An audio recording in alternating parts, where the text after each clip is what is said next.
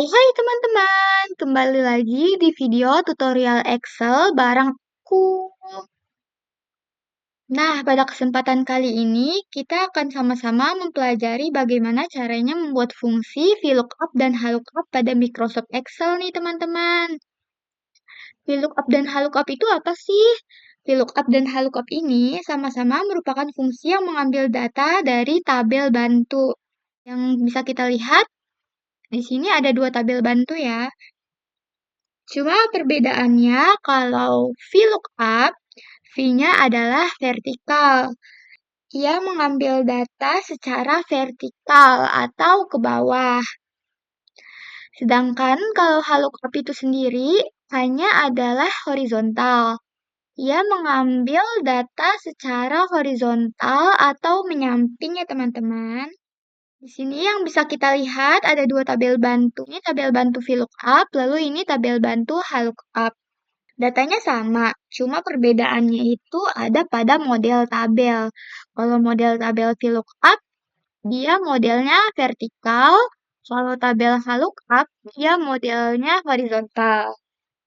Jadi headernya berada di atas, kalau ini headernya berada di samping ya teman-teman.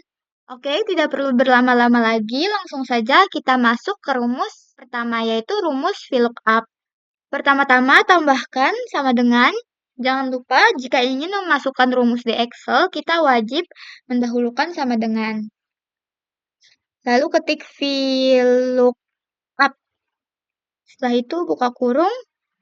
Nah, kita pencet sel yang ingin kita jadikan acuan nih teman-teman, yaitu sel kode ini ya. Lalu kita tambahkan tanda pemisah. Sedikit note ya teman-teman, tanda pemisah di setiap Excel atau laptop atau apapun itu bisa berbeda-beda. Caranya tinggal lihat saja di ini yang putih-putih ini. Di sini bisa kelihatan ya, saya menggunakan titik koma tanda pemisahnya. Oke, lanjut saja. Setelah sudah mencet sel yang akan kita jadikan acuan, yaitu ini sel kode ini. Setelah itu kita blok kolom tabel bantu. Hanya memblok kolom tabel bantunya saja teman-teman, tidak perlu headernya. Nah, setelah sudah seperti ini, kita akan mengunci atau mengabsolut. Mengabsolut apa? Mengabsolut tabel bantu ini ya, dari datanya ini. Cara mengunci atau mengabsolut bagaimana?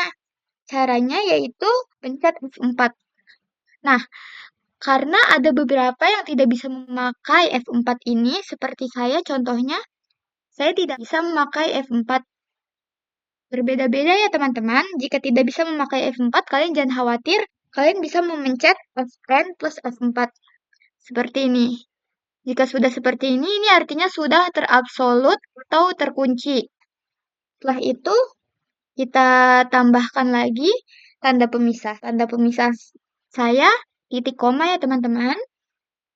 Jika kalian tanda pemisahnya titik 2 atau koma ataupun titik, pakai tanda pemisah yang ada sesuai di Excel kalian masing-masing. Oke, setelah itu kita tambahkan ini. Pilih kolom keberapa. Habis tanda pemisah ini, setelah habis kita ingin itunya datanya, kita pilih kolom keberapa. Nih, di sini kode kolom ke-1. Ini kolom kedua, ini kolom ketiga, dan ini kolom keempat. Nama barang di sini terdapat di kolom kedua ya teman-teman. Nih, ini 1, 2, 3, 4. Karena berada di kolom kedua, nama barang, jadi di sini kita tambahkan 2. Lalu setelah itu tanda pemisah lagi. Dan setelah tanda pemisah, kalian bisa menambahkan 0 atau false. False sama 0 ini sama ya. Fungsinya untuk apa sih 0 atau false ini? Jadi, 0 atau false ini fungsinya jika kalian apa namanya? Ini kan ininya kodenya ada A sampai D doang. Jika nanti ada yang lebih, misal kodenya E, itu dia akan tidak bisa terdeteksi ya teman-teman. Oke, ini langsung saja kita pakai tutup kurung, lalu enter. Nah, sudah ada, lalu kita tarik saja ke bawah. Nah, sudah ya teman-teman, ini sudah benar. Kode A, nama barangnya sabun, benar. Kode B, nama barangnya minyak goreng, benar. Kode D, nama barangnya gula pasir, benar. Ini kode C, susu. Nah, sudah benar ya teman-teman. Nih, tadi kita mau menunjukkan yang kalau semisal typo gitu, kelebihan ini ada E. Tapi di sini nggak ada E nih. Nah, ini kalau kalian tarik tuh, dia jadi NA seperti ini teman-teman. Nah, kalau semisal kalian lupa menambahkan 0 ini atau tulisan false, kalian seperti ini saja terus enter. Nah, dia bakal otomatis mengisi data paling terakhir dari yang ini, tabel bantu ini. Data paling terakhirnya di sini kode D, gula pasir ya kan teman-teman? Bisa kalian lihat sendiri. Ya, dia mengisi otomatis sesuai tabel data terakhir. Jadi jangan lupa untuk menambahkan 0 atau false ya teman-teman. Lalu enter saja, jadi NA ya. Ini kalau misal kalian salah itu. Oke, kita hapus saja lagi ya. Oke, setelah itu lanjut ke harga nih. Kalian tidak perlu mengetik ulang VLOOKUP, tidak perlu ya teman-teman. Kalian tinggal pencet ini saja, lalu kalian salin ini. Kalian salin, pencet CTRL plus C. Nah, sudah kalian salin, kalian pencet ini, terus CTRL plus V. Nah, ini trik simpelnya agar kalian tidak perlu mengetik ulang, oke? Seperti itu. Nah, cara biar ininya enggak itu, kita ubahnya hanya di bagian kolomnya saja nih teman-teman.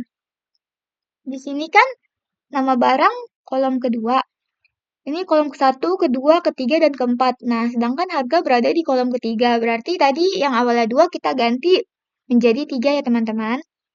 Lalu kita klik enter. Nah, sudah ada ya. Ini sama. Lalu kita ini saja, kita turunkan. Nah, seperti ini sudah ada ya teman-teman. Oke, sekarang di bagian satuan sama.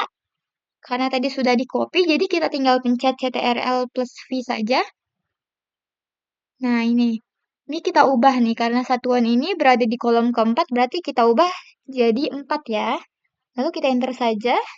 Dan ya, sama ya teman-teman. Nih, sama. Bener ya. Kode A, nama barangnya sabun, harganya 2.500, satuannya buah. Benar. Oke, berhasil. Kita sudah menyelesaikan tabel VLOOKUP. Lanjut ke yang sebelahnya, yaitu tabel HLOOKUP. Nih, tabel bantunya. Kita masukkan rumusnya sama dengan HLOOKUP. Lalu buka kurung. Nah, ini sama ya. Kita pencet sel yang ingin kita jadikan acuan, yaitu sel kode K ini. Kasih tanda penghubung. Dan sama ya teman-teman, kita blok isi dari datanya. Headernya tidak perlu ya. Setelah itu, kita kunci atau absolut. Yang tadi memencet F4. Kalau tidak bisa, berarti pakai Fn plus F4 kayak saya ini. Sudah seperti ini, kita pakaikan lagi tanda pemisah. Nah, karena tadi kita di VLOOKUP mau membicarakan pilih kolom keberapa, sedangkan di HLOOKUP kita pilih baris keberapa. Karena dia ininya horizontal, berarti kita lihat dari barisnya. Ini nama barang itu baris kedua ya, kode baris pertama, baris kedua, baris ketiga, dan baris keempat. Nama barang baris kedua berarti kita tambahkan 2 ya. Lalu pakai tanda pemisah dan masih sama kayak VLOOKUP rumusnya, bisa ditambahkan 0 atau kalian bisa ngetik false, lalu tutup kurung, dan enter. Nih, tetap sama ya. Kita langsung saja tarik ke bawah. Oke, sudah ya teman-teman, seperti ini. Lanjut lagi ke bagian harga. Sama caranya seperti tadi, agar kita tidak perlu mengetik ulang rumusnya, kalian tinggal salin saja, yaitu salinnya menggunakan CTRL plus C. Nah, ini CTRL plus V ya teman-teman. Nah, ini ubahnya cuma di bagian sini. Kita ubah, ini baris, harga baris ketiga, berarti kita tambahan 3, lalu kita enter. Ini sudah, langsung saja kita tarik ke bawah. Sudah ya teman-teman? Setelah itu satuan, sama ya. Karena tadi sudah di copy, kita langsung paste saja CTRL plus V. Oke, kita lanjut. Satuan ini ada di baris keempat ya teman-teman, berarti kita ubah jadi 4. Oke, kita enter, dan sudah.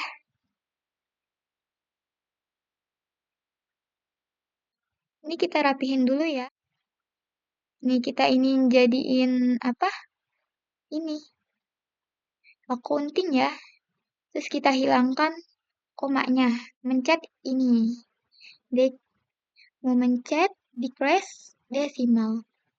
Setelah itu sudah. Oke teman-teman, sangat mudah kan? Caranya menggunakan fungsi VLOOKUP dan HLOOKUP.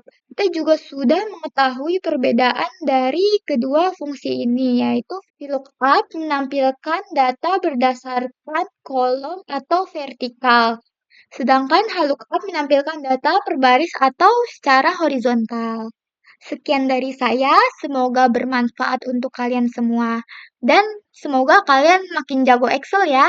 Kurang dan lebihnya mohon dimaafkan. Wassalamualaikum warahmatullahi wabarakatuh.